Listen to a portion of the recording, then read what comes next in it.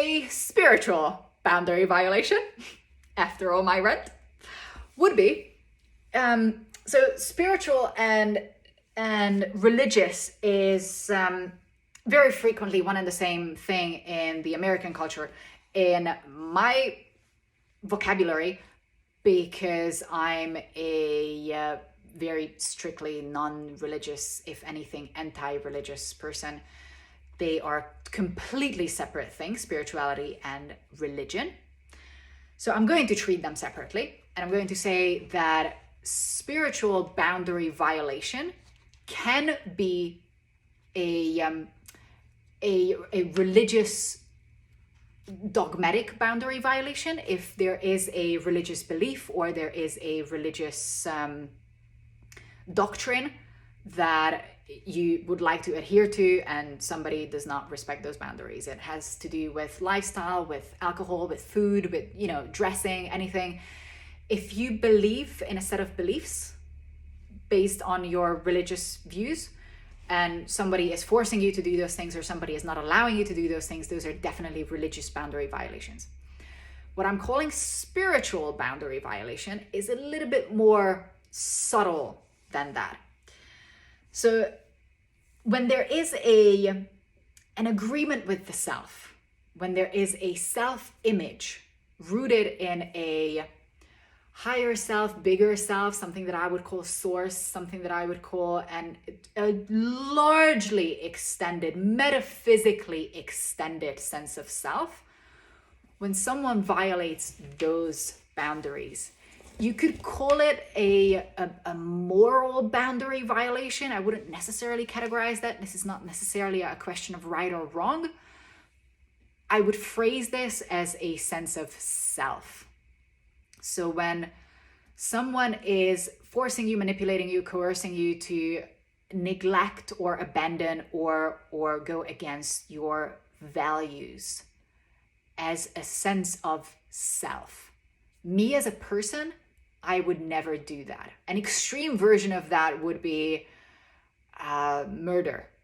That's a very extreme version of that. It's just like, I am not that person who would murder another human being. That is a spiritual violation of who I am. This is not how I want to act. Countless heads of state have zero issue with murdering people. And I firmly believe that they feel zero sense of spiritual attachment to the sanctity of life, or that they would draw the sanctity of life around a small pool of people, maybe their own families or maybe their own self, but they have zero spiritual issue with taking a life, especially if that life is far away from them and they don't even see the person. It's just a number or it's just a button to push. That would be a form of spiritual boundary violation. Now, that is very extreme, but there are subtle versions of it where there is an agreement with the self that this is the person that you want to do. Like I'm going to go the very other extreme. If murder is one end of the spectrum, then say working out would be the other end of the spectrum, where you say to yourself that you would like to stay fit and healthy for the rest of this lifetime because that's just the person that you are.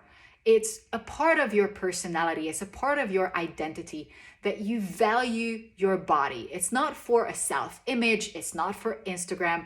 It might not even be for your physical health necessarily. You enjoy it. You don't overdo it. You might enjoy a bit of overeating every now and then, but the fact that you are going to the gym regularly is becoming a part of your personality, and it is important for you. The discipline is important, or the enjoyment that you get out of the feeling of moving your own body, the feeling of your own muscles, like just engaging with that feeling of this is who I am. Look at this shape. This is me and I exist. I'm alive. I claim space. I am.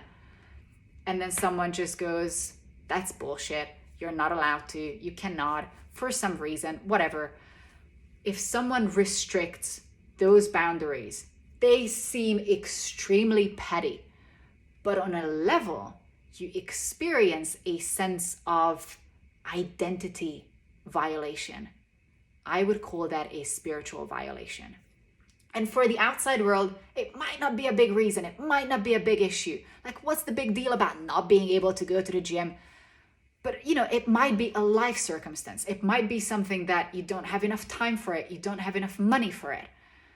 And it's such a stupid little thing that you flip out about not being able to keep to your routine.